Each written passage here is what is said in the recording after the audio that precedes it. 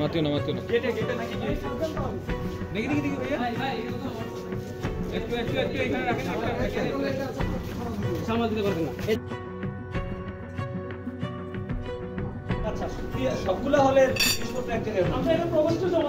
নগদের কাছে সব গ্রাহকই প্রিয়, তাই তো সারা দেশে ক্যাশ আউট চার্জ সবচেয়ে কম। কত